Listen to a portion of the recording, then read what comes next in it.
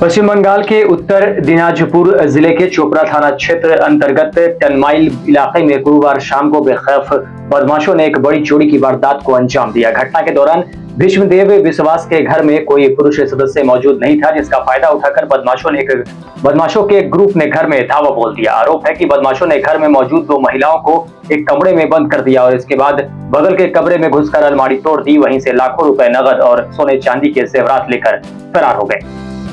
घटना के बाद महिलाएं किसी तरह बाहर निकल पाई और पड़ोसियों को सूचना दिया। स्थानीय लोगों के मुताबिक भीष्मदेव विश्वास की पिछले हफ्ते ही शादी हुई थी और नई दुल्हन हाल ही में घर आई थी। माना जा रहा है कि शादी के कारण घर में नकदी और गहनों की मात्रा अधिक थी, जिसकी जानकारी शायद बदमाशों तक पहुंच गई। वहीं सूचना मिलते ही चोपड़ा थाने की पुलिस मौके पर पहुंच गई और फॉरेंसिक टीम को भी बुलाया गया। पुलिस पूरे मामले की जांच में जुटी है और आसपास के इलाकों में लगे सीसीटीवी फुटेज खंगाले जा रहे हैं। वहीं वारदात के बाद इलाके में दहशत फैल गई है और लोग सुरक्षा को लेकर चिंता जताने लगे हैं। पुलिस का कहना है कि जल्द ही आरोपियों को गिरफ्तार कर मामले का पर्दाफाश किया जाएगा।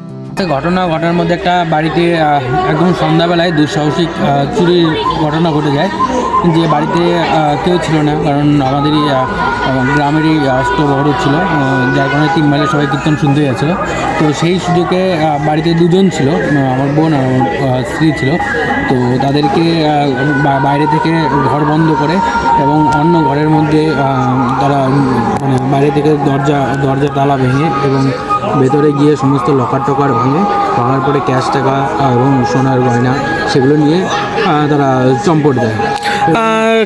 সেখানে একটা বিষয় যেটা দেখতে পাচ্ছি আমরা, যে আমাদের বাড়িতে একটা কুকুর থাকে, যেটা বাইরের কোনো লোক আসলে কিন্তু সে সহজেই ঢুকতে দেয় না।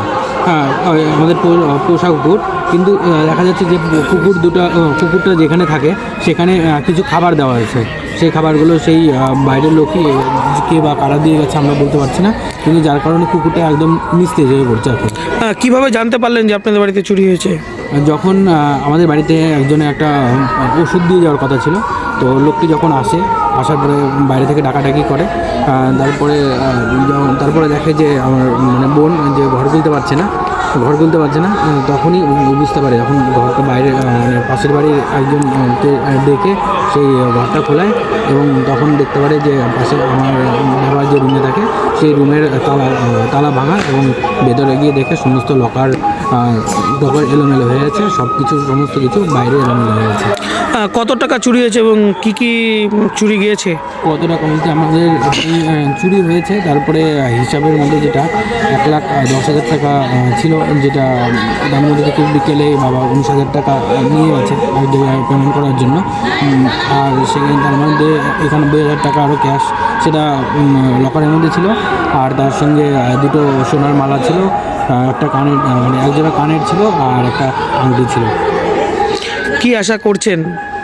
আমরা পুলিশ প্রশাসনকে জানাচ্ছি এবং পুলিশ প্রশাসনের কাছে আমাদের সম্পূর্ণ আস্থা রাখি যে তারা এই বিষয়টা তদন্ত করে দেখুক, যেন আমাদের এই সমস্ত জিনিস আমরা আবার ফিরে পাই।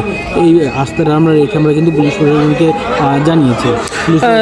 দেখা গেল যে কিছুদিন আগে আপনার বিয়ে হয়েছে, সেক্ষেত্রে কি অনেকে আপনাদের বাড়ির উপরে সন্দেহ করেছিল কিংবা চুরির প্ল্যানিং করছিল? এখন চোরেদের তো বিভিন্ন রকম মতলব থাকে, এবার তারা এরকমই একটা টার্গেট ছিল যে যেহেতু কিছুদিন আগে একটা বিয়ের অনুষ্ঠান গেছে, তো নিশ্চয়ই বাড়িতে সোনা গয়না নিশ্চয়ই পাবো, সেই টার্গেট নিয়েই কিন্তু তারা আসছিল আমাদের বাড়িতে। কজন ছিল? আমরা দেখতে পারিনি, কিন্তু যিনি আসছিল আমাদের বাড়ি পার্সেল দিতে, তিনি তো বুঝতে পারেনি যে এত সন্ধ্যাবেলায় কে, কিন্তু তার দেখে দুজন লোক বেরিয়ে যেতে মানে হেঁটে চলে যেতে দেখছিল বাইরের দিকে, কিন্তু সে বুঝতে পারেনি যে তারা চুরির উদ্দেশ্যে আসছিল, কারণ তখন সন্ধ্যাবেলায়। আর পরবর্তীতে যখন উনি চলে যাওয়ার পরে আমার বোন বাইরে থেকে যখন দেখতে পারে, তখন দেখে যে চুরি হয়েছে।